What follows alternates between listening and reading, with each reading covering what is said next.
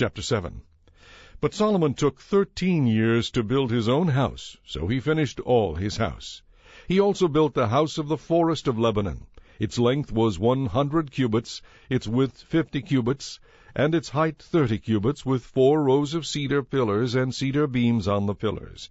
And it was paneled with cedar above the beams that were on 45 pillars, 15 to a row. There were windows with beveled frames in 3 rows, and window was opposite window in 3 tiers. And all the doorways and doorposts had rectangular frames, and window was opposite window in 3 tiers. He also made the hall of pillars. Its length was 50 cubits, and its width 30 cubits. And in front of them was a portico with pillars, and a canopy was in front of them. Then he made a hall for the throne, the hall of judgment, where he might judge, and it was paneled with cedar from floor to ceiling. And the house where he dwelt had another court inside the hall, of like workmanship. Solomon also made a house like this hall for Pharaoh's daughter, whom he had taken as wife. All these were of costly stones cut to size, trimmed with saws, inside and out, from the foundation to the eaves, and also on the outside to the great court. The foundation was of costly stones, large stones, some 10 cubits and some 8 cubits, and above were costly stones hewn to size, and cedar wood. The great court was enclosed with 3 rows of hewn stones, and a row of cedar beams. So were the inner court of the house of the Lord, and the vestibule of the temple. Now King Solomon sent and brought Huram from Tyre. He was the son of a widow from the tribe of Naphtali, and his father was a man of Tyre, a bronze worker.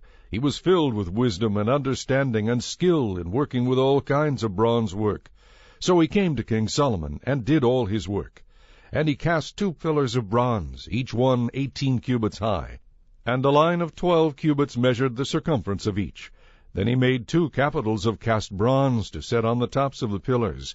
The height of one capital was 5 cubits, and the height of the other capital was 5 cubits. He made a lattice network with wreaths of chain work for the capitals which were on top of the pillars, 7 chains for one capital, and 7 for the other capital. So he made the pillars, and 2 rows of pomegranates above the network all around, to cover the capitals that were on top. And thus he did for the other capital. The capitals which were on top of the pillars in the hall were in the shape of lilies, 4 cubits.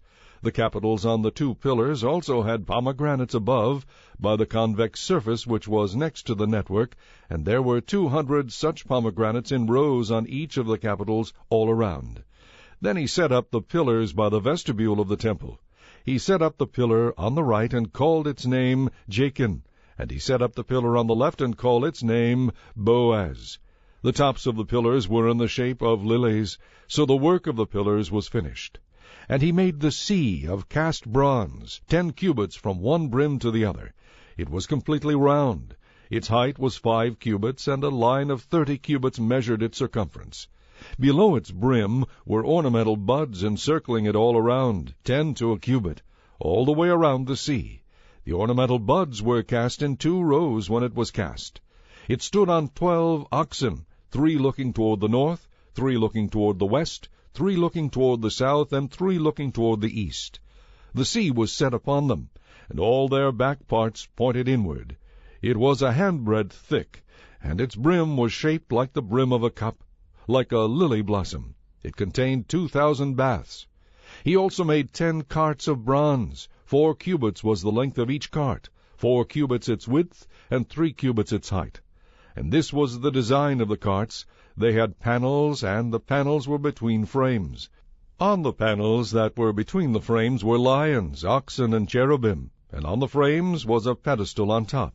Below the lions and oxen were wreaths of plated work. Every cart had 4 bronze wheels and axles of bronze, and its 4 feet had supports. Under the lever were supports of cast bronze beside each wreath. Its opening inside the crown at the top was 1 cubit in diameter, and the opening was round, shaped like a pedestal, 1½ cubits in outside diameter.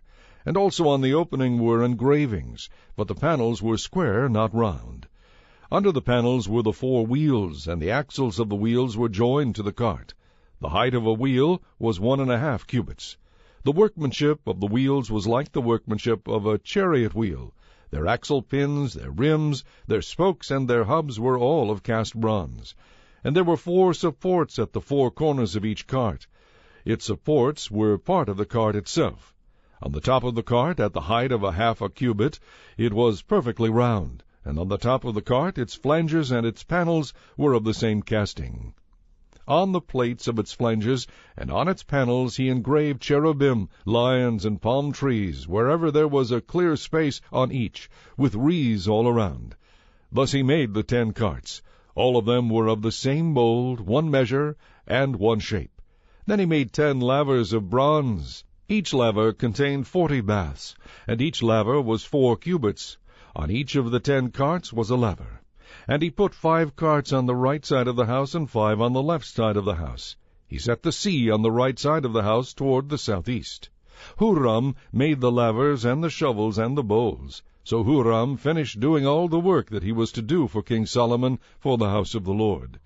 The 2 pillars, the 2 bowl-shaped capitals that were on top of the 2 pillars, the 2 networks covering the 2 bowl-shaped capitals which were on top of the pillars, 400 pomegranates for the 2 networks, 2 rows of pomegranates for each network, to cover the 2 bowl-shaped capitals that were on top of the pillars, the 10 carts, and 10 lavers on the carts, 1 sea, and 12 oxen under the sea, the pots, the shovels, and the bowls.